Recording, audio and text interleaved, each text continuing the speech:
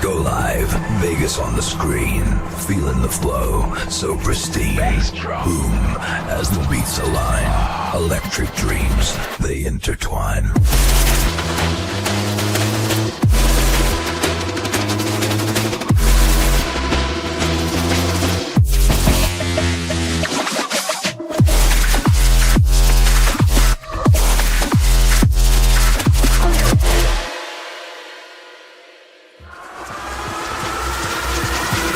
Neon dreams in the digital stream. Lights flash to the sound, surreal extreme. Feel it. In the heart of Vegas, we're living the scene. Go live, we're all on the beat. Watch it, feel it.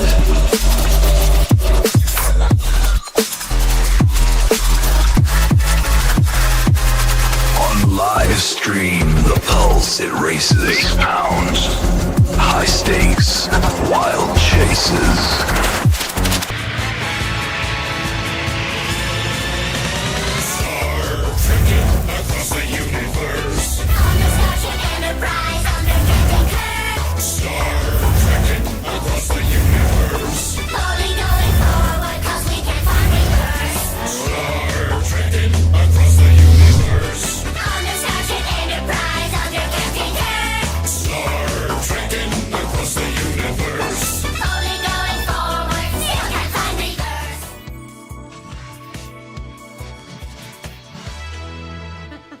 Hello and welcome to Star Trekkin' in Vegas. Y'all, I'm Goldie Vegas and my co-host Steven could not be here today. So luckily for me, my friend Anthony flew in from New York last night for the Star Trek convention next weekend. So I said, why don't you come on down to the studio and help me host my podcast? So welcome. Thank you. Thank you. Thank you for inviting me. This is indeed already a lot of fun. I'm looking forward to this convention. And thank you for asking me to come here today. Yeah. I'm glad you were able to make it. So before we get started, I just want to acknowledge our sponsors. Go Live Vegas is one of our main sponsors. Go Live Vegas is the producer of this podcast. And if you are in the Las Vegas area and you need to film a podcast, I highly recommend also Goldsmith Realty Group, where your dreams are golden. I can assist you with real estate anywhere in the galaxy. Just let me know what you're looking for. So anyway, y'all, I was telling these guys we usually start off with just like a check-in with each other.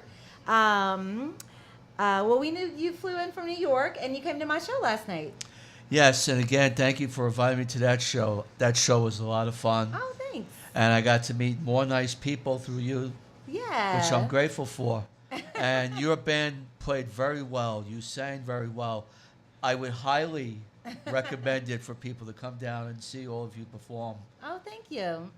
You're welcome. Well, so we are talking about. Oh, Jake is on the line. Hello. Oh, he's getting his mail tomorrow.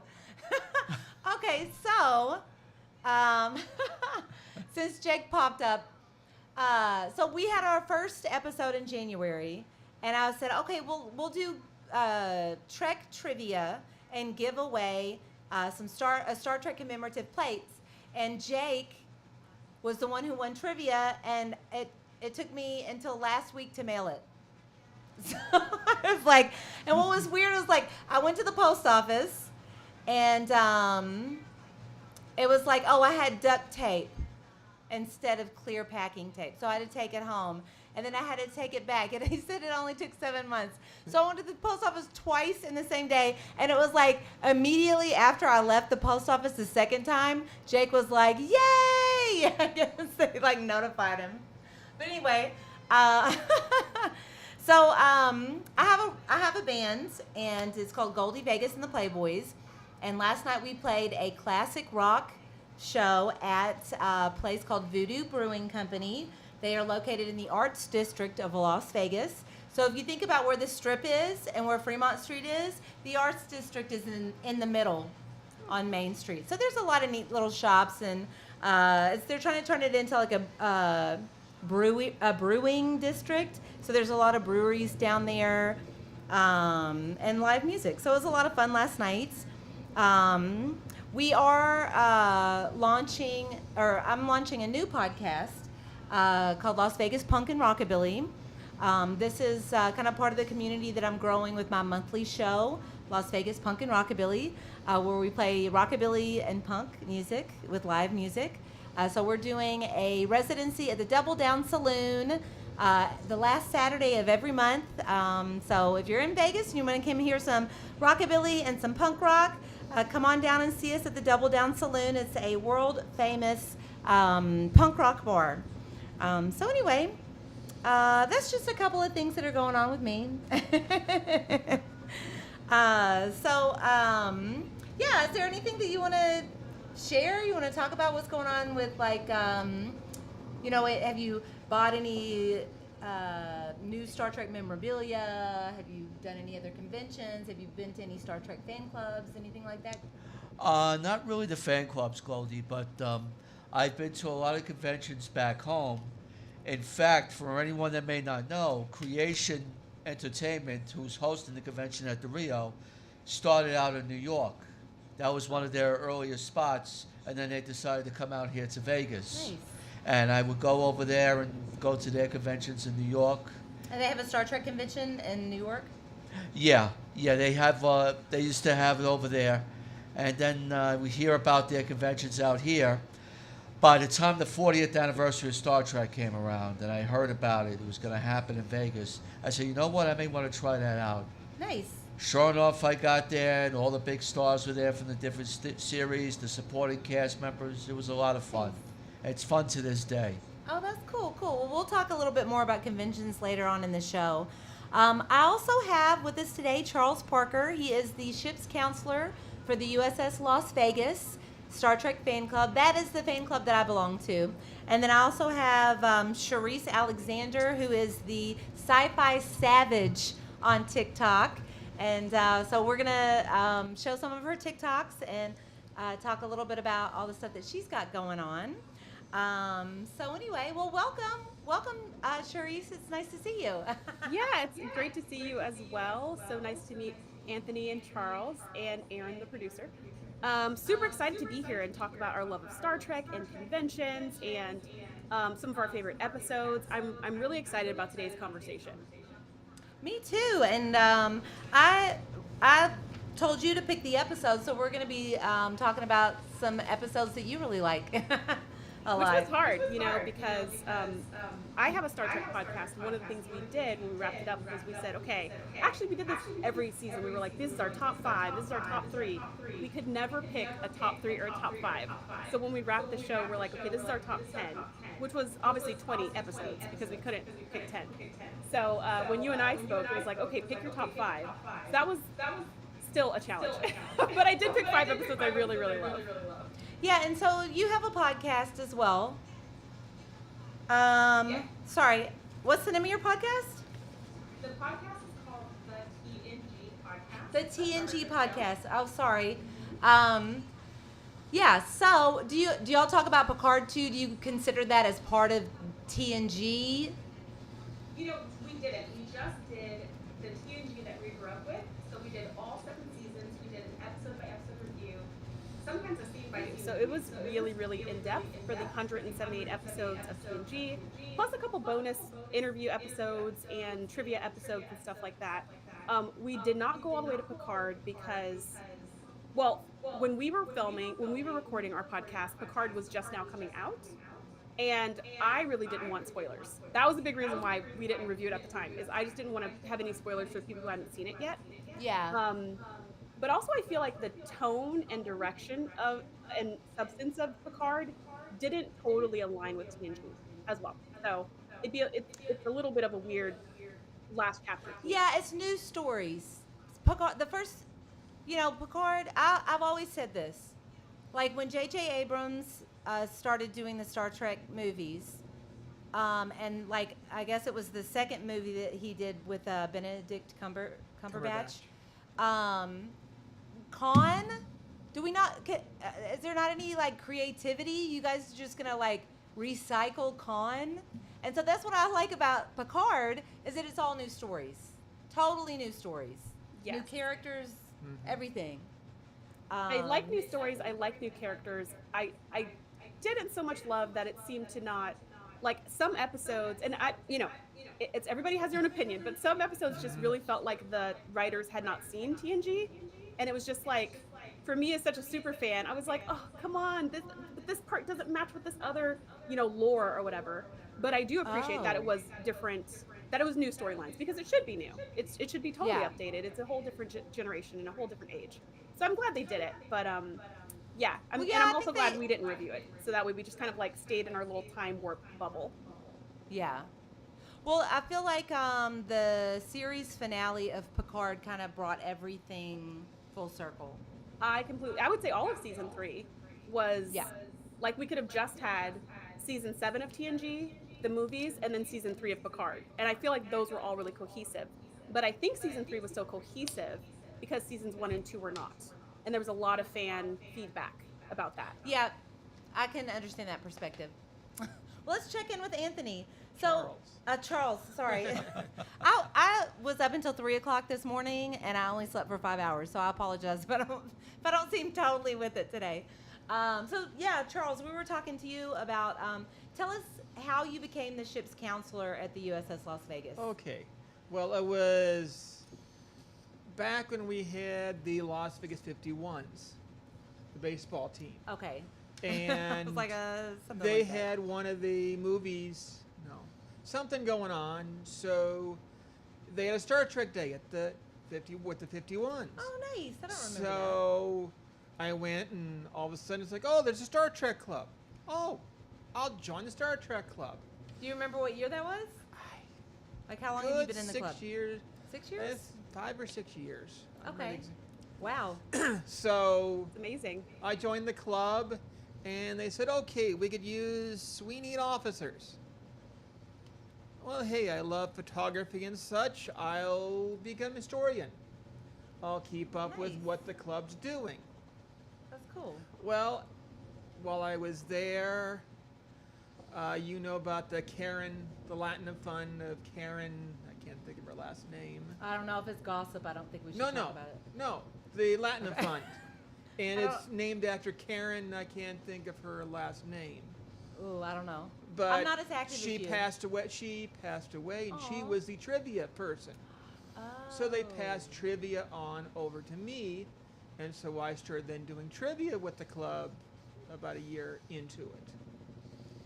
And Allie, Ty, and a few of us got together at a meeting. It's like, okay, I got so many titles.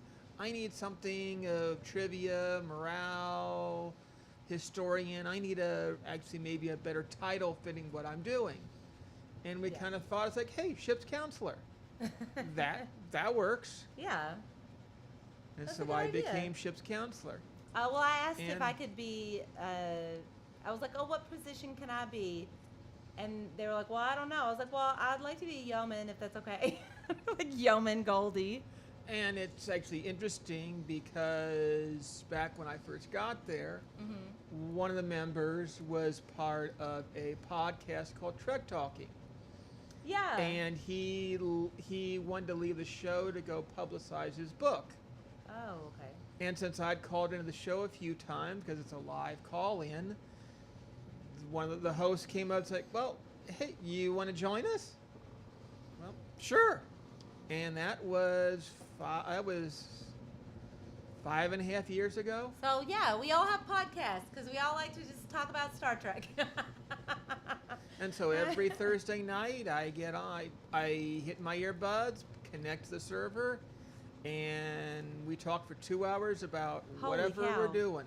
Wow. Every Thursday. 4:30 to 6:30 Pacific. At 7:30 to 9:30 on the East Coast. Okay, and then how would somebody tune into your podcast? They can go to trucktalking.com, or find the Truck Talking podcast on Facebook, and you'll find our connections to our server. You'll find the live call-in number, so you can either listen to the podcast later on, or you can call in. Great. Now, Cherise, how would somebody find your podcast? I found it through TikTok, but not everybody's on TikTok. Yeah, the TNG podcast is everywhere that podcasts are found. So everywhere, Apple, iTunes, all of that. Also, we're on YouTube. So you can find us pretty much everywhere. Great. Cool. Are you a member of a Star Trek fan club? I am. I am not as involved as you lovely people. I'm part of the USS Artesia, which is a ship kind of down in Orange County. I think Charles knows somebody in that club. Oh, what a That's small world. that's the fleet, isn't it? Yes. Okay, yes. Meaning that there's a lot of ships. Yeah. One of our, couple of our ships in town are part of the fleet also. Yeah. So I haven't done a ton with them, but every time they have activities, it always looks super fun. One of the things I did do with them was during lockdown, they had a paint and sip party, where you just like watch a YouTube video of painting and we all painted together, and we painted Northern Lights, and it was awful. My painting was awful, but it was so much fun that they totally got me hooked on painting. You can see a few behind me here. This whole wall back here is painting, and it all started. I thought it was like a green screen thing. Oh gosh, if it was green screen, I'd be in like a spaceship. But oh yeah, I would make it a spaceship, but oh well. Yeah, but this all came from the Star Trek fan club, where they were that one instance where I was like, this is so fun, and I never thought of just turning on YouTube and like painting along with the people painting. So yeah, and that's not like a Star Trek related thing we did, but it's just a really cool community. Yeah, I had a lot of I used to be very, very active in the club that Charles is in, and now I haven't really been that active, but I'm trying to get more involved. But when I was an active member and did every single thing that they did, like I just signed up for everything, I had some cool experiences. There was a Julian's auction at Planet Hollywood that they were auctioning off a bunch of the Roddenberry's home decor. You weren't here for that, were you? That was 2010. But it was interesting. It had like Gene Roddenberry's desk that was in his home, and like their bedroom set. I don't know if, I can't remember exactly why it was all being auctioned off, but it was very interesting, and I met some celebrities and stuff. It was fun. I saw some of Majel Barrett's Walks on a Troy costumes. Oh, I bet those were amazing. Yeah, the burgundy one with the big ruffle. Yes. That was on display for auction. What's Jake saying? Oh, never mind. Okay. I thought that popped up already. But yeah, when I first moved to town, I went to school. I went to Le Cordon Bleu. And when I graduated, I wanted to make friends, so I joined Star Trek Fan Club, and it opened a whole new friend group for me. What does he say? Hey, STE's second famous bartender, Jeffrey, is watching. Oh, Jeffrey Gunter. Is he on here? I don't know if that's who he's talking about. So yeah, Cherise, have you ever heard of Star Trek The Experience? I have heard of Star Trek The Experience. I think I learned, when did that experience no longer experience? When did that dissolve? It closed September of 2008. Okay, so I think I found out about it in like 2012. And I was like, what? Oh my gosh, this sounds amazing. This is so fun. I have to do this. And I Googled it, and it was like, oh, you can't even look at like the ghost of this experience. No, girl. It's like a timeshare sales floor now. How was it amazing though? Huh? How was it? Was it amazing? Yes. It was insane. People moved to Las Vegas just so they could live here and go to Star Trek The Experience. I know a lot of people who did that. It was very immersive, and there's a bar. Like last time Quarks, they had a Quarks bar. Yes, that was good. Yeah, like you go, like they had the museum, was it a museum? The History Museum of the Future. Okay. And then it was like so there was a museum, and there was a bar and a gift shop and virtual reality rides. There was like the Klingon encounter. The promenade from Deep Space Nine was in there. Yeah. Was it like Deep something Space you Nine walk through, themed. like with a small group? You kind of walk through it. Yeah, so like or- you would be in a small group and then you'd go into the transporter room and then the lights would go off or something and then you'd be on like the ship. They'd be like, we're transporting to the ship. So you get on the transporter and then all of a sudden, like basically they turn the lights off and the wall rotates and now you're on the bridge of the ship or something. I would have died. And so there's I would have and so died of there's- just joy and excitement. You would have to revive Yeah, me right there on the I get transporter chills floor. talking about it. It was so much fun. So like you'd be in that thing and like there would be like a Starfleet officer doing something on a panel and then you'd turn and look the other way and down the corridor there was like Borg drones coming at you and you like had to like go to a shuttlecraft to escape the Borg and then there was a virtual reality ride. They had a story where timeline got changed. What a surprise for Star Trek, right? Anyway, Captain Picard does not exist at this moment when you're on the bridge. And the officer on the bridge is talking to Commander Riker on the ship view screen. And Riker explains to you what happened to their captain. And he does a head gesture towards his captain's chair. But one of you in your party is an ancestor to him. You came here in our timeline. Now our captain no longer exists. We got to do something about that. I remember that. So they put you in the ship, like you said, and you're battling other spaceships, if I remember correctly. And finally, the timeline restores itself, and you hear Picard's voice saying thank you to all of you. It was great. Yeah, that Why was they cool. take that down? Yeah. Sounds amazing. Oh, I'm sorry, I forgot. we have The it again? timeshare office Get was you more years ago. important. Why can't was reading someone some make of that the again somewhere? Will Somewhere else. Wheaton's. I know, right? I was reading some of Will Wheaton's biography, Yeah. revised. He talked about walking aboard that ship up the chair and just feeling like he was back on the set again. Yeah, so they would perform weddings on the bridge of the Enterprise. So you could have a Klingon marry you or whoever you wanted, I guess. I don't know. Only in Vegas. Maybe that's why. Yep. Well, y'all have Disneyland with all the Star Wars stuff. I was there recently. And it's And that was amazing. oh my gosh, Amazing. yes. Yes. So cool. You really feel like you're on Tatooine or whatever it's supposed to be. 100%. I heard Yeah. about that. I didn't get a chance to see it. It's very cool. And then they've got a huge Millennium Falcon. Yes. Yep. And then the ride is a lot of fun. Both of It's a them. lot of fun. We only did one of them when I was there. There's a handful Have you, of rides, Charisse, but have one you of been them's really- to, what's that place, Scum and Villainy? Have you been to that place? I don't There's know a what- bar. The bar Huh? in Star Wars Land? No, I thought there was a bar in LA somewhere that was called Scum and Villainy. There might be. I haven't heard of it, but now I want to check it Oh, out. what? Okay, girl. Well, we're going to have to go when I come to town.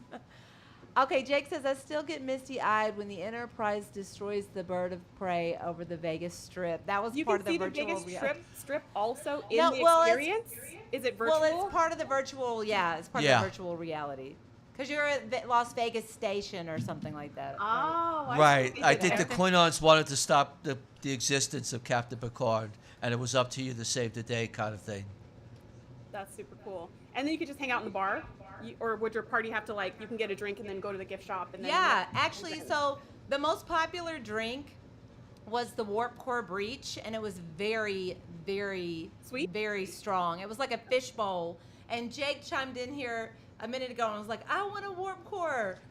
But I think I have the Quarks menu, like recipe book at my house.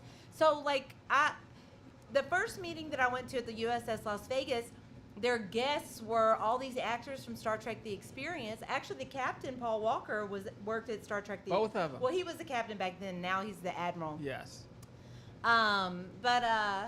Yeah, so I met all the actors from Star Trek: The Experience, and we all became friends, and they all had, memorabilia, and people were dumpster diving, trying to get stuff that they were throwing out, and there's Star Trek: The Experience had a casino attached called the Space Quest Casino. And we used to hang out in the Space Quest Casino a lot because the Star Trek: The Experience was closed, but it was just a wall. And so we just sit at the bar drinking, staring at the wall. It was so depressing. I remember occasion of a couple of times going to a convention, the convention center, not having time to go to the experience, Oh. but going over to Corks to have dinner because we were Nice. hungry, so we get something to eat. Yeah, what So it better was- place than Star Trek: The Experience? Exactly. The first time I went, it was 2005, maybe spring 2006. And I was in town with my friend Stacy, and I was like, "Hey, girl, do you mind? There's like this Star Trek thing I wanted to go look at." She's like, "Yes, I love Star Trek." So, and we've shown the picture on here before of us drinking a James tea. It was a fishbowl drink, and it was basically a Long Island iced tea with blue curacao. So it was basically an adios called a James tea, and we drank some of those.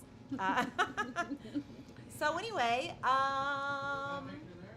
yeah, sure, we can talk about the conventions.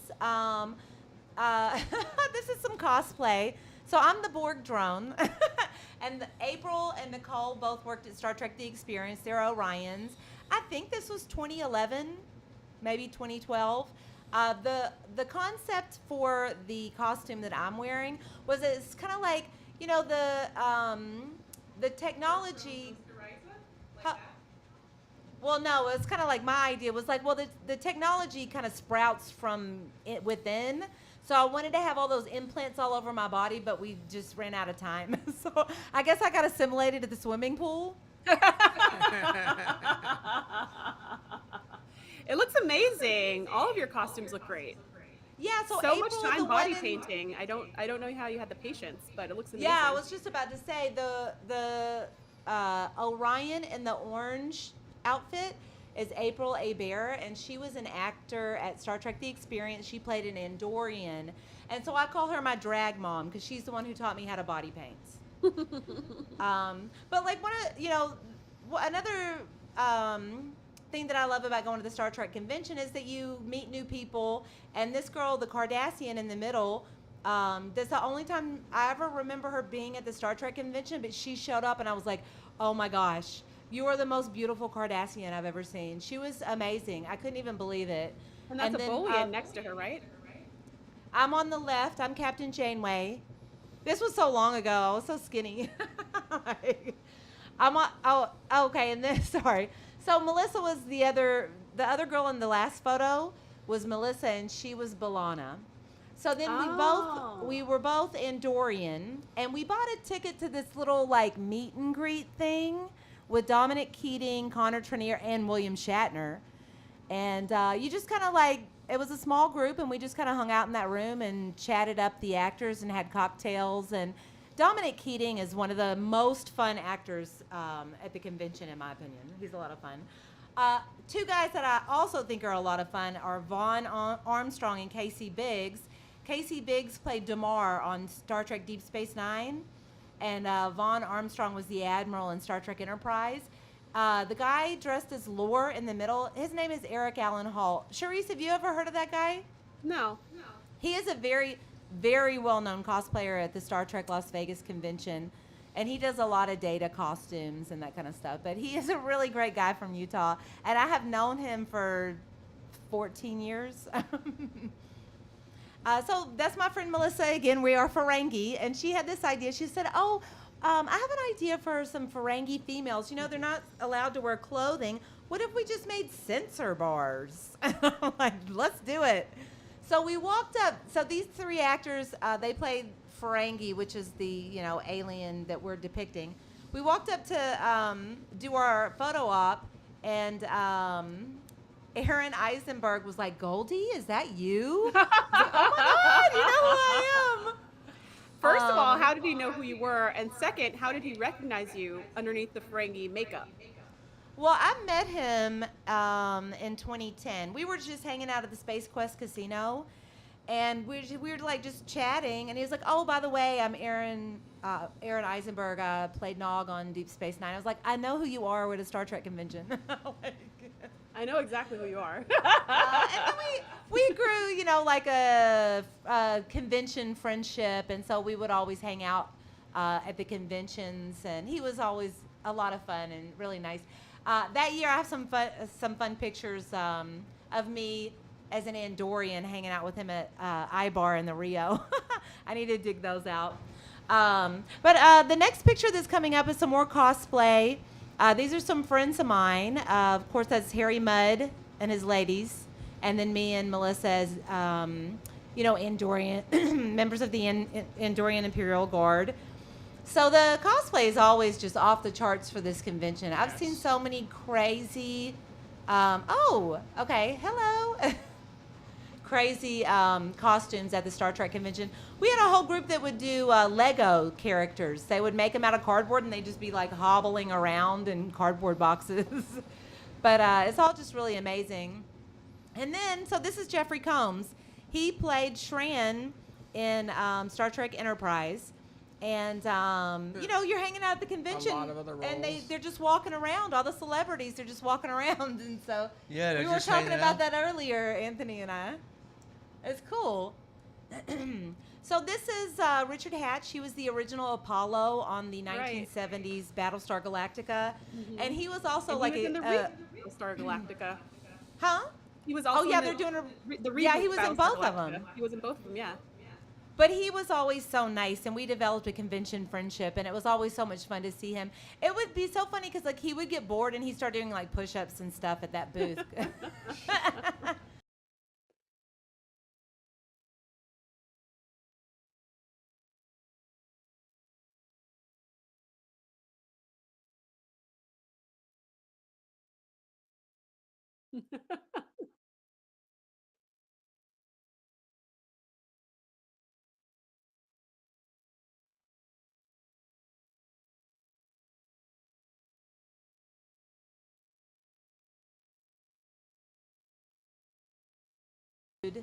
He's saying hi.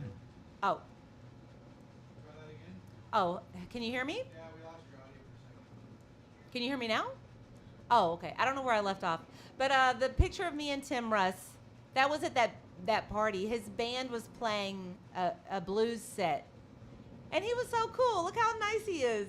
He just has like such a friendly little face. But that was a lot of fun. We were Dabo girls, Melissa and I. You can't tell, but we have like ridges on our nose. So we were walking around all night going, Dabo! So yeah, so many fun memories. And most of those pictures are from 2011. Sounds like a good year. Yeah, absolutely. And then we have the Star Trek convention coming up next weekend here in Las Vegas. We're going to I'm going to be doing a meet and greet at the USS Las Vegas vendor booth from 12 to 2 on Saturday. Then Saturday night we're doing this Trek trivia party night. You can find that event page on Facebook. If you just type in Trek Trivia Party Night, it should come up. And that's over at Tommy Rocker's. The food over there is really good. It's one of my favorite places to go because it's just so chill, and they have a private room and a beautiful view of the Las Vegas Strip. So we're going to be over there doing Trek Trivia from 7 till 10. Then next year, the Star Trek and in Vegas podcast is going to be producing the Alien Prom, which would be on the Tuesday before the convention. We're going to have a live band, fabulous food. You get to vote for king and queen of the prom, and we'll do some Trek trivia and stuff like that. And then we have another logo. We wanted to share the logo for Charles's podcast, trektalking.com. So there's that if anybody... In fact, if you see the Vulcan on the right, that's my picture. Oh, okay. So are those all the co-hosts? Everyone in that Those picture are all. is That's one of the host. Isn't the Klingon on the back is the host, and the rest of them are all the co-hosts, or we say Treksperts. So you're the Vulcan. I'm the Vulcan of the because I group. thought you were the Andorian. Hold on. Where's the... Oh, I see. Okay. Oh, I see. Okay. That makes sense. Cute. That's great art. Did somebody draw that with their we hand? had somebody who drew that for us. Oh, that's Jim, cool. Jim sent them pictures, and he actually created that whole thing for us as our new logo. Wow, that's an amazing logo.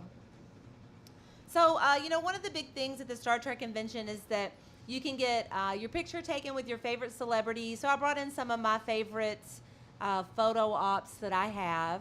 I've got Jeffrey Combs is over here Remember the guy that was like this? That's my photo op with him. And when he went to autograph it, he said, I'm a pink skin. Because that's what he would call the Terrans on Enterprise. Then another photo that I'm super proud of is I'm dressed like Tasha Yar and the next photo in. And that's the bridge crew of TNG. So it's, Jonathan Frakes, LeVar Burton, Michael Dorn, Marina Sirtis, yeah. So it's everybody except for Captain Picard and Tasha Yar. So I thought I'd be Tasha Yar. So then 1 year I decided I want to be Yeoman Rand, but I wanted to have like a giant beehive. So I have like this blonde Marge Simpson wig right here, and that's Nichelle Nichols. And she was so tickled. She looks like she's about to fall off the stool laughing. And so that's autographed. And then I also have Shatner. I'm Shauna. We showed those pictures before. Leonard Nimoy, I didn't get his autograph because the following year, he retired or something. I think he retired from the conventions before he died, right? Yes. Okay, yeah, he retired for a while. And then I've got I think this is my Ferengi one that you saw already. And then I've got Kate Mulgrew on the end with me as Janeway and Melissa as B'Elanna. So when you go to the Star Trek convention, you can get photo ops, autographs. Sometimes people like to get, toys or whatever autographed. And then in the vendor's room, there's lots of stuff to buy, right? So I wanted to bring a couple of things. I don't buy a lot of stuff. I used to a long time ago when I was new to the convention, but I'm just kind of like, I have so much Star Trek stuff that I don't need anymore. But every now and then I'll find something like really cute and kitschy. So I found this Star Trek The Motion Picture Silly Putty. Do you remember Silly Putty? Mm-hmm. Did you play with it? Oh, I remember right. Oh, yeah. Oh, yes. Was that Now a thing for that's Charisse? going Are you way Gen back. X? Charisse, are you Gen X? Okay. I think that I thought it's a very Gen X thing. Yes. So I had to have this. My friend was like, "That's stupid. Don't get it." But it was under $10. I was like, "Why wouldn't?" This is from what year did the motion picture come out? 1980. Was it 79 or 78? 79, I think. Yeah. And then I found this board game that I still haven't played yet. But, oh, gosh, I will someday. Maybe I'll bring it to the USS Las Vegas. But this is Star Trek the game. Oh, where? Oh. I was trying to show it. Go lower. Go lower. Lower. Oh. Star Trek game. Look, this thing is old, too. Want to play the game, Charisse? Yeah, I mean, it's over 8 years old, so I think we can play it. Yeah, I was That's like. right. I was telling Anthony before, I was like, yeah, I tried to read the instructions, but it seemed really complicated, but it's for 8 and above, so I should be able to figure it out. I got my nephew, one of my nephews, I got him this Darth Vader helmet for Halloween, like, I don't know, 10 years ago when he was still a little kid. And I think he was maybe like 12 or something. But the cool thing about the helmet is like when you push the button and you talk through it, you sound like Darth Vader. And I was like, how cool is that? So I'm thinking That's awesome. Auntie Award of the Year when I give him this present. And apparently on the box it said like for 8 and up, but he was 12. So it was like the end of the world because his siblings just like died laughing, right? His parents were like, oh my gosh. Exactly, like that sound. So yeah, they were like, so he called me and he goes, Auntie, why would you give me something that says 8 and up? I am way older than 8. And I was like, no, but it's and up. It's like It's so cool. It's up. But he was just like, yeah, so he didn't fully appreciate the genius of that gift because it didn't say Right on. 12 Aw. and up. That's okay.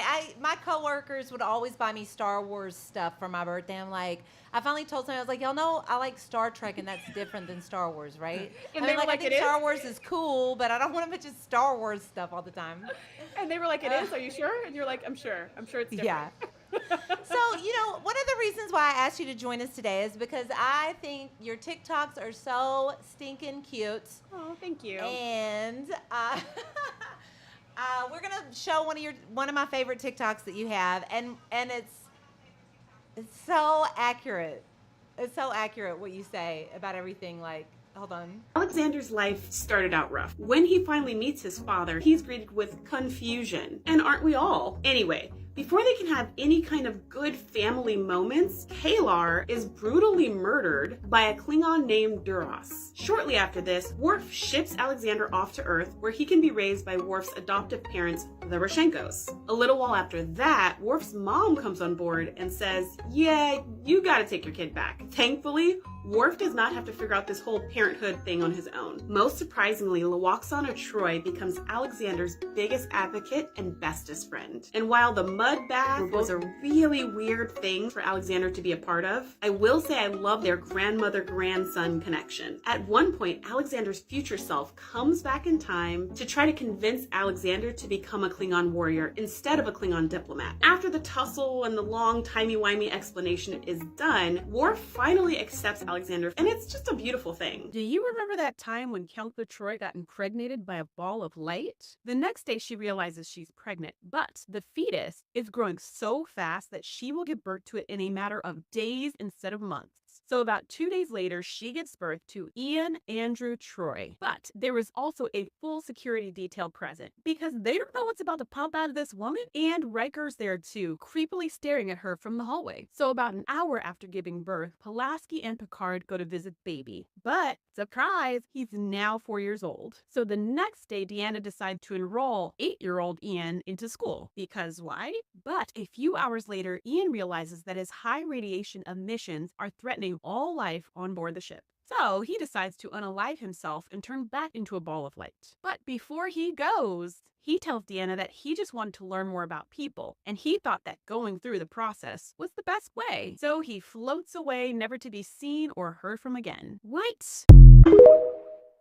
The Kazon are trying to take over the ship. Computer, self-destruct. The Vidians are boarding and they're taking every organ they can get. Computer, self-destruct. We're being held hostage by unknown aliens doing secret experiments on us. Computer, self-destruct. The replicators are out of coffee. Computer. The replicators are out of coffee. Self-destruct. Yeah, that was a popular one. Even for people, because a lot of people couldn't relate to necessarily Life as Janeway, but they could all relate to wanting to self-destruct when there's no coffee. Destruct sequence completed and engaged. Oh. Was that I me? was getting oh. Is your volume up on your feedback, Charisse? I'm getting There's an an echo. echo. Hold on. Inaccurate. Data in error. No, I was just getting an echo, so I was just curious if maybe she turned the volume up to watch those videos. Well, you know, it's so funny because the one about Alexander, man, I remember being like, I can't believe Worf would just like, his son comes aboard, he just meets him, his mother gets murdered, and then you're gonna send him to Earth to live with your grandparents that you never met? Like, I always thought that was shady. I was like, okay, Worf's a deadbeat dad. What's up with that? Well, it's just the Klingon way, you know. Yeah. Can't take responsibility for their child. It's not a big I thought deal your to house them. was everything. Too young to be in the house. Oh, we lost your audio. Oops. Yeah, we lost Charisse's audio. How about now? Yeah, we can hear you now. Okay. And then the weird episode with the son that she gets pregnant. And I love how you're like, and Riker's just like creepily staring at her. You know, it's so funny that I remember that scene with Riker creepily staring at her, but when I went to find the footage, he actually is off screen and he like comes in. I was like, what? It was creepier than I remembered, which was really funny. Yeah, I don't know why Worf was would throw away his kid so easily, right? It's like, you just met this kid. This is the time to bond. But his immediate thought is, I've got work to do. You know what I mean? And then when Alexander comes back on board, he's just such an inconvenience to Worf's life. And granted, like, yeah, kids can be inconvenient, but you should have thought about that before you were in the holodeck with Kalar. So I'll just tell you, like, this is your responsibility. But the funny thing about that video is, you know, I'm a huge expert on The Next Generation and like a secondary expert on Voyager, but not as big of an expert on all the other series. So I always try to like stay in my wheelhouse. Like, I don't try to talk too much about other series because I might like mess something up. But at the end of season 7, Worf is like, I totally accept Alexander. We're buddies. We're cool. So that's how I ended the video. I got so many comments under that video saying, but he doesn't accept Alexander because then when you go to Deep Space Nine, there's still all this like tension and he's not living there and all this stuff. And that's kind of sad. So I was just like, well, at the end of The Next Generation, all is well. Maybe it didn't. But you've seen Deep Space Nine before. I've seen some of Deep Space Nine. I have not finished it yet. Oh God! So that's why Star Trek Deep Space Nine is what turned me into a Trekkie. I hear that it's the best I'm a one. Trekkie. Like people tell me like that is the best one. So that's why I've been trying to watch it and going through it. But there's so much. There's not only so much Trek to watch because I also want to finish Strange New Worlds. I have one more season of Lower Decks left. Like there's so much Trek that I have not seen that I still want to see. And then there's all these other shows that I love too, outside of the Star Trek universe. So I feel like there's not enough time to watch all the shows that I want to watch. Yeah. I've seen every single episode of Star Trek ever made, except for, you said there's a new season of Prodigy on Netflix. Yes. I haven't seen season 2 of Prodigy, and I haven't seen the last 20 minutes of the disco finale.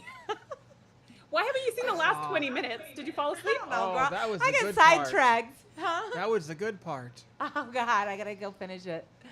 I was gonna tell Steven, I was like, oh, maybe on our next podcast we can start from like the beginning of the timeline and watch everything in timeline order, which is something I attempted to do not too long ago, but like I said, I get distracted. But it's like, I was like, maybe I should total up how many episodes of Star Trek there are and divide it by how many weeks there are in the year and see how many Star Trek episodes I have to watch a week to see the whole thing in a year. It'd be a lot because there was 178 just of The Next Generation. That's just one show. So maybe we'll just watch 3 episodes a week or a month. I don't know, 1 episode a week. If you do a timeline order, you realize you have to start with Enterprise. No, you start with Discovery. You start with Discovery. You start with First you do the season- first first- 2 seasons of Discovery, then Strange New Worlds, then Enterprise. TOS, Then the TAS, Enterprise with Yeah. us. Oh. TNG. Oh, no, we missed. Oh, Enterprise. No, you gotta do Enterprise. Enterprise Yeah. and Disco, TOS, then and then Enterprise. TNG. Yeah. And Well, then you have to the come first back to 2 Disco at seasons the of end. Disco. Well, Yeah, Disco's like the bookend. Yes, you have to come back to Disco at the Yes. very but end. the Enterprise was 100 years before Kirk. Okay. Yes. So why not watch that first if you do it in timeline order? Well, because Disco in timeline order is before Enterprise. It is? But No. then Strange New No. Worlds is, isn't it? No, I don't know. you I got had something to Enterprise Google. first, then Discovery. Something to Google. Yeah, that's right. Then Enterprise, Strange New World, then TOS. Enterprise is when they just got warp drive or whatever. Like that's like the very, very beginning. So yeah, it would have to be Enterprise first, and then Discovery. I loved Enterprise. And then we have to come back at the end of It was a great Discovery. show. As far as we I know. was bummed that they only got 4 seasons of Enterprise. I feel like Yeah. 7 seasons is a good run. They were just getting their feet really wet when they lost their season because they could have gotten a lot of history. But it was on a weird channel. You had to have Yes. an antenna to get it. It's like they had to rush bypass the rest of the seasons, the potential seasons anyway, and go to where they finally formed the Federation and Archer makes that famous speech. Well, Yeah, that was half. and I make a comment, it's like, and we never hear that speech. We've never Yeah. heard that speech. We don't know That's what he weird. said. We don't know what he Well, said.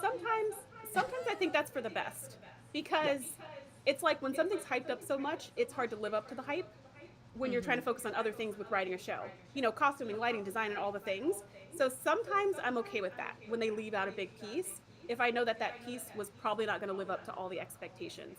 Now, other times you can tell, like especially in TNG with those big speeches that like Picard would give about the rights of an android or whatever, you can tell someone had to sit and take a lot of time and attention and effort into that speech to make it powerful and potent and all of that.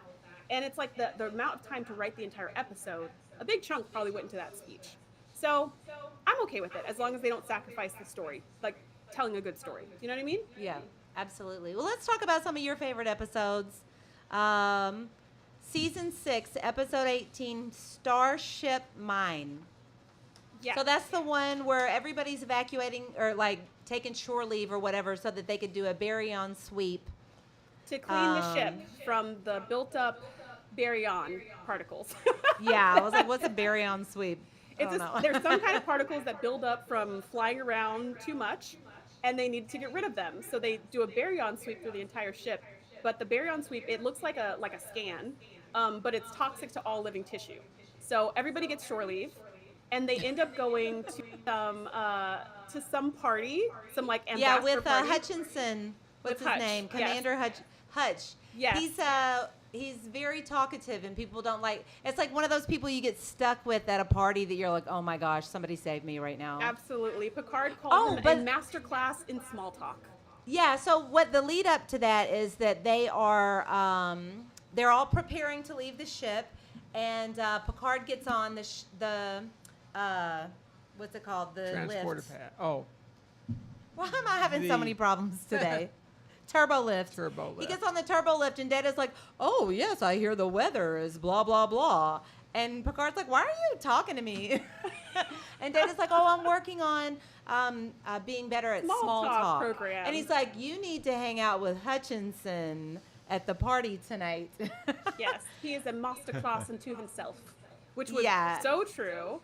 I love the scene where the two of them are talking, where Data and Hutch It's are so going entertaining. Back. Yeah, and everyone's just watching like it's like a train wreck, and they're like, "How long can the two of them talk about nothing?" Yes. For a long time, right? And they're just like, "Have you heard of this? Oh no, but have you heard of this?" It's so much fun to watch. It's so much fun to watch, and unfortunately.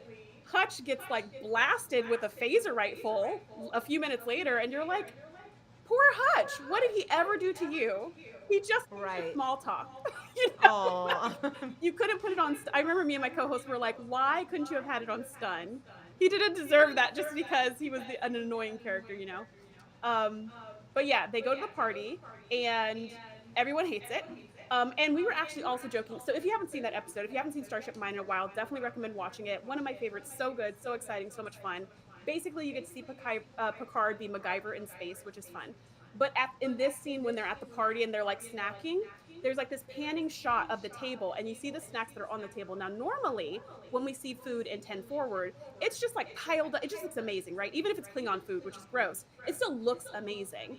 But this platter, I don't know what was going on. One was just like a plate of chocolate covered coffee beans.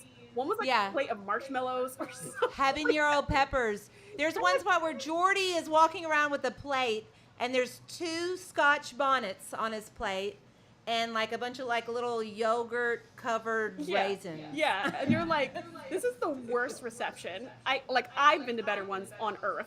What is going on here? But in any case, they're trapped at this party. Picard is climbing the walls, and someone mentions that there's good horseback riding nearby. And he's like, horseback riding? Well, I gotta go back to the ship to get my saddle, because every serious rider has a saddle, which becomes like a ongoing joke in the episode. So when he goes back to the ship to get his saddle, he sees somebody in the corridor doing some kind of work, and he's like, that's weird. The baryon sweep is gonna start in like 10 minutes. Why is there somebody in the corridor? And so he's kind of like looking around, and then he realizes something fishy, something fishy's going on, something's wrong. He stays on the ship because at this point, like, Well, and the person that he runs into is Tim Russ. it's Tim Russ, which is so great. So because the you're like, actor Tuvok, but not Tuvok. who played Tuvok in Star Trek Voyager. Yeah, so I thought that was cool. Yeah, you know, He was also in. I'm sorry, I don't mean to cut anybody off. I want to apologize if my timing is bad. no, I'm not- please. No, it's fine. Tim Russ was also a bridge officer in the Generations movie. He was. yes. Yeah. was. So they did. But he wasn't Vulcan. But they No. referenced that, though, like he was Vulcan. You know what I'm saying? Have you ever Yes. noticed Yeah. that? Yeah. I feel Oh, like they it's did? referenced. Okay. Yes. It's referenced somewhere as if he was himself, as if he was Tuvok. Yeah, I think but I Janeway can't says remember something to what him about like, you've been doing this for how long have we been friends, and you knew way back when. I think she says something about how long he's been in the Federation. Okay. Which is so cool because I don't know if you guys have listened to the podcast Delta Flyers, which is hosted by the actors who played Tom and Harry. And they did like an episode by episode review of Voyager. Now they're doing Deep Space Nine, but they're giving like the behind the scenes of not just going through the episodes, but what was going on set, what was going on in their minds, like crazy things that happened, you know, with wardrobe or whatever. It's so interesting. It's so interesting. But one of the things that the actor who plays Tom was saying was that Tim Russ was always giving him pointers about things in the Star Trek universe. And he was like, I thought he was like a real fan or something, but I'm not sure. Maybe he was pulling my leg because I didn't really know any of these things, but he knew all these things. And the actor who plays Harry, Garrett Wang, was like, no, he really is a fan. Like, he's legitimately a fan of Star Trek. He really does know all those that's things. So cool. So I loved knowing that after seeing him, as you guys put it, in the movie, in this episode of TNG, before he actually gets to be like a main cast member in Voyager. I just love that he was he was a fan of Star Trek, and he got to be in Yeah, Star and so Trek. they had a scuffle, and Picard like takes his arm and gives him like a Vulcan neck pinch, and it goes down. I didn't know Picard could do that. Picard can do anything, at least in this episode. And he's out for a while. Tim Russ is out. His character's Well, out for a and while. I found that on IMDb. The reason they explained that was because his interaction with Sarek. And the mind meld he did with Oh. Sarek, that they claim he might have had some of that ability from that mind meld. all right. It all makes sense. But he I'll buy couldn't that. he couldn't beat the mad scientist Dr. Tolian Soren. Going back to the Generations movie. Yeah. Remember when he kept knocking Picard down and he was falling down the hill? Yeah. And it was a good thing he finally got Jim Kirk over there to beat this guy up, because Picard, Yeah. he couldn't do it for some reason. And they shot that scene real close to Las Vegas at Valley of Fire. Yes. Yes. So you can go. So anyway, Yes. we're getting off topic now. Back to the episode. So there's some terrorists trying to get trilithium resin out of the Enterprise, and who knows, they're going to use it for like a bomb or something. Yeah, they're going to use it for some massive arms deal, which you don't And find when out they until find- like the last 5 minutes of the episode. So we don't even know what they're after. Yeah, You just- you don't really know what's going on until it's like it's kind of one of those episodes where like everything comes together at the end. You're like, Exactly. You have no idea "Oh." what's going on, but you don't even care because it's so exciting to see Picard plant all these Home Alone style booby traps to try to capture the terrorists and evade the terrorists and climb through the Jeffries tube and cause an explosion. And it's so much fun to watch. Like, there's no other episode quite like this one. In the sheer number of activities that Picard gets up to. It's really fun. Yeah, I thought it was funny when the terrorists find him, and he's like, "I'm Mott, the barber," and they call him Mott the whole time. Yes. And they're like, you have a lot of skills for a barber. And it's like, the Federation trains us well. You know, it's just like, Starfleet barbers. Okay, so let's see. The next episode that we were going to talk about, season 6, episode 25, Timescape. So Deanna's having dinner or conversation with somebody, and there's like a glitch in the Matrix, and everybody freezes, but she's still there and present. No, they're on the shuttle. They're coming back from the shuttle from a conference. yeah, they're on the roundabout.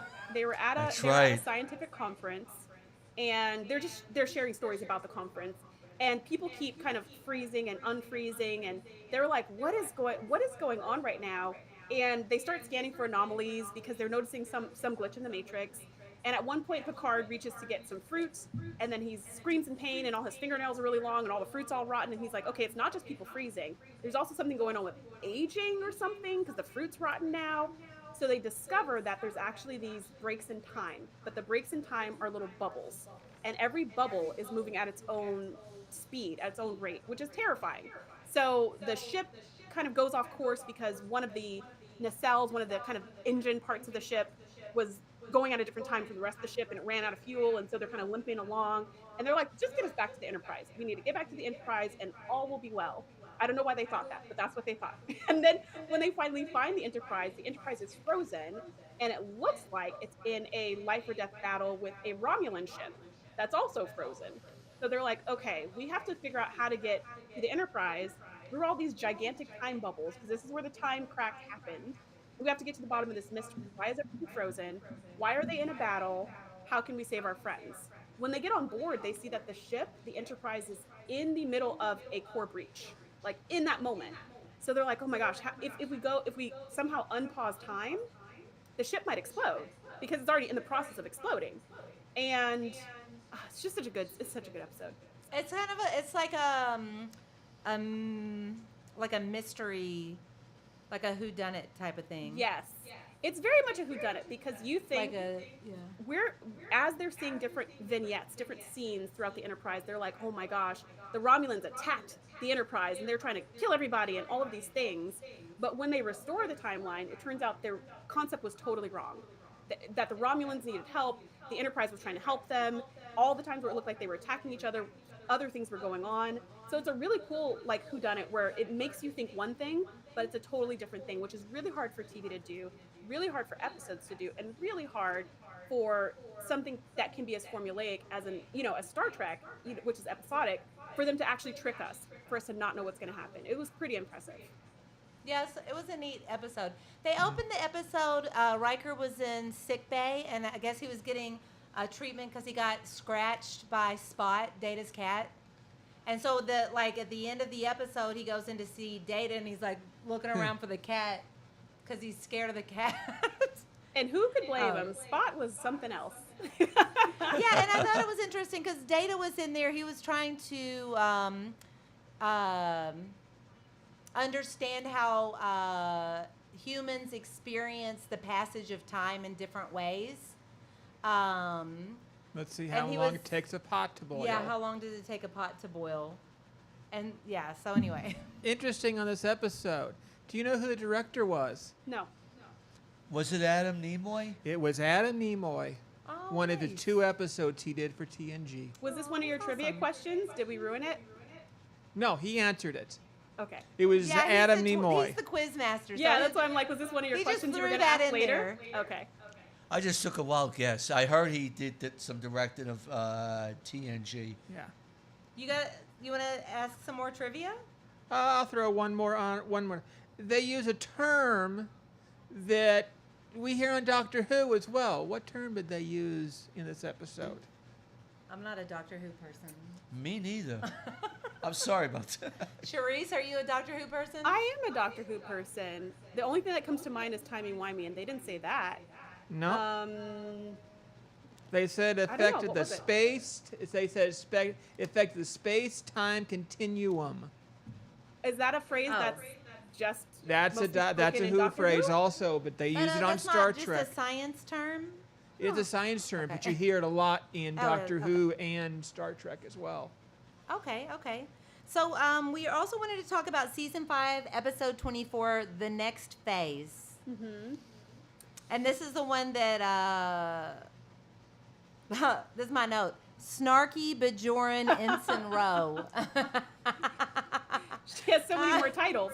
She was so snarky in that episode. Oh, I love it. And there's a transporter accident, of course. And so the people who were in the transporter phased into a different reality or something, right? Geordi and Ro they're on board a Romulan ship again, and they're transporting the core over to the Enterprise to get fixed. And when they have a transport incident and they're knocked out of phase, and the Enterprise crew thinks they're dead. Yeah. And they're having to, Data's trying to sit there and realize there are baryon issues that he's having to fix, and that's how they try to recover the 2 of them back. Gotcha. But Ro thinks she's dead. Geordi thinks that she's... Like we're dead, Geordi. Welcome Geordi's to the like, afterlife. yeah, Geordi's like, Exactly. you're Gonna gonna haunt figure the this out. Enterprise. That's exactly And what Jordy's Rose like, said. what? I'm a blind ghost with clothing? Exactly. Ro was like, Yeah. obviously, no one can see us or hear us. We're ghosts. And Jordy's like, you can keep that philosophy. I'm gonna figure this out. Because exactly, I'm a blind Yeah. ghost with clothes. That doesn't make any Science. sense. Because science. So all of that sciencey stuff is super interesting. But one of the reasons why I love this episode is because of the scene. Data going around asking everybody about their different burial rituals or grieving rituals because he wants to have a funeral for Geordi. Geordi being his first friend. And he's talking to Worf at one point in a shuttle when they're going back and forth between the Romulan ship and the Enterprise because they just transporters are too dangerous because we lost 2 crew. We can only shuttle. So they're in the shuttle. And he's talking to Worf about really honor Geordi, you know? And Worf is just like, Klingon's death is a celebration. So I don't know. I would just celebrate. I'm not the right one to ask. But the way Data describes Geordi and his friendship, and he accepted him and never treated him as a robot, always treated him as a person, just it's always touched me since I was a little kid. That's the kind of friend I want to be. And Yeah. I just love that scene. I think it's beautiful. I love their friendship. It's like a bromance for the ages. I love the Jordy Data just connection, because whenever Data is confused or has questions and doesn't understand humanity, Jordy's just there to explain it. He's judging him to make him feel weird about it. Just like, I'll answer your questions. And I feel like that's what friendship is, you know? Yeah, that's cool. So while they are out of phase, they're able to pass through bulkheads and stuff. And so Ensign Rowe is at the celebration of life, and she's mad that they're having a party that she's dead. It's like, yeah, she walks took it the up to opposite of Riker and Gordy. says something mean and like tries to shoot him with the phaser, but it goes through him because she's phased out. And then when they come back, like Riker puts his arm around her and she's all smiles and you're like, girl, you just like shot him in the face. She shot him because they were in the Riker was talking to Picard and was like, I want to say words about Ro at the funeral or whatever. And Ro was standing there kind of as a phased ghost saying, what's he going to say? And she didn't find out. So now when she comes back to life, she goes, I'll never find out. That's why she was so upset, because she's like, I'm never going to hear what he was going to say about me. Yeah. So funny. Like, She was paranoid. Like, who cares? Yeah, I'm sure it wasn't anything bad. Yeah, of course not. Well, okay, so here's trivia for an interesting thought. Okay. Michelle Forbes, which was Ensign Rowe, was offered what future part that she refused? She was offered of the Bajoran in Deep Space Nine, whose name I'm Yes, blanking she on. was. She was what What's became Major Kira? Major Kira Nerys. That was originally going to be her. Which You would know, I have didn't made wow. realize Girl. until she married a Star Trek actor, Kira Nerys. I mean, an visitor. Didn't she marry Dr. Alexander, Bashir? yeah. I don't know if they're still together, but she married him. Did you know that? Or you're not a Deep Space Nine I person? didn't know that. Yeah, I just saw a picture of them on Instagram or something. You got Yep. Pretty another trivia? One thing also just interesting in this one. This was originally supposed to be a bottle episode. A what episode? Bottle show. Just a mini episode and inexpensive. Wound up being the most expensive episode of the season. Was this What, one? the one we were just Yeah. talking about? Next phase was Timescape? no. Next phase was the most expensive episode that Oh, next. season. Probably for all Oh. the special effects, but I have to All say, the special effects and everything. it was worth it. Such a good episode. Yes. Like, so good. Right on. So we also wanted to talk about season 7, episode 12, Pegasus. Yes. Or what was next? Yes, the one Pegasus. With, okay, Pegasus. Oh, it's Captain Picard Day. That's it. Picard Day, which comes back in episode 1, season 1 of Picard, and I loved that. I was just like, Yeah. it's Captain Picard Day. I did love that. Totally love that. So, yes, in the Pegasus, we have Riker's old captain coming aboard because of some super secret mission that the Enterprise is on, and they need to go find the ship, the Pegasus. And so there's something fishy going on because this guy, who I think is an admiral now or something, because he pulls rank on the card, so he must be something high. But he has these secret conversations with Riker, and Riker's not allowed to tell Picard anything. Not to tell him what's going on, not to tell him what happened originally on the Pegasus, why they're looking for the Pegasus now when it was thought to be lost all those years ago. And it causes so much strife and division between the two of them, which is interesting tension. We always see Riker and Picard together. They are just like a team. And then see them not being able to be on the same page, it's really difficult, and that's what makes it so interesting to watch. Anyways, come to find out that the Pegasus was experimenting with cloaking technology, which is illegal according to some treaty. That was the big secret. And the Romulans are trying to get this first so that they can prove that I don't know if they're trying to get it because the technology is cool because they can already cloak, or if they just want to prove that the Federation is up to some shady business. But they're trying to get to the ship, and this admiral is also trying to get to the ship. The Enterprise finds first half phased inside of an asteroid. So the Romulan ship blasts the opening hole and traps the Enterprise inside the asteroid. And so the only way for them to get out is to use the illegal technology, the illegal cloaking technology, which actually is somehow freezing technology that freezes them kind of through the asteroid. And everything comes to light. And that guy gets court-martialed, and I suppose Riker does too, because Picard says he's going to have to answer some questions, but we never really find out what happens, and it looks like nothing happens. Like, it looks like there's no consequences of this. But it's just a really good episode. There's lots of mystery and intrigue, cool technology, interesting character tensions. It's a really good watch. Yeah. Well, that's why we love Star Trek, because there's so many great episodes. Okay, since she mentioned couldn't think of it for you two. Uh-oh, What treaty were they breaking by having that cloaking device? Was it the Treaty of Sharon? Algeron? Algeron. I thought it was one of those two words. I wasn't sure which. I have a trivia question for you. Is Ron a thing? That is, right?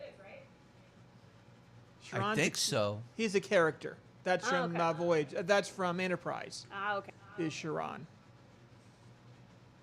I was surprised. I was scratching my head thinking, how'd they figure out the date for the episode? I looked in my notes and found out that this episode started on Stardate 47457.1, which is June 16th. And that is how we get Picard Day on June 16th, which we now occasionally celebrate. But also interesting, another one. Who directed this one? Jonathan Frakes.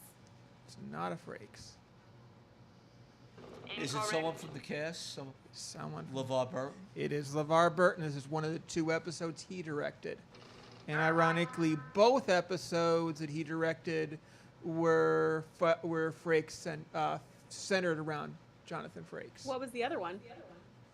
The other one was Second Chances. Ah, He didn't direct the episode when Ben Vereen came in the show? I thought he did.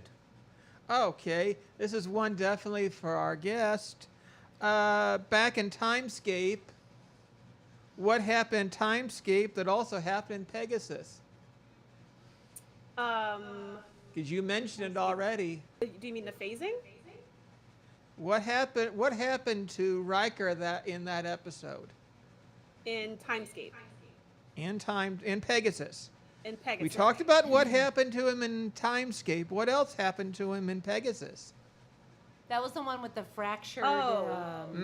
He was back in playing, medical again. He hurt himself playing, what's that?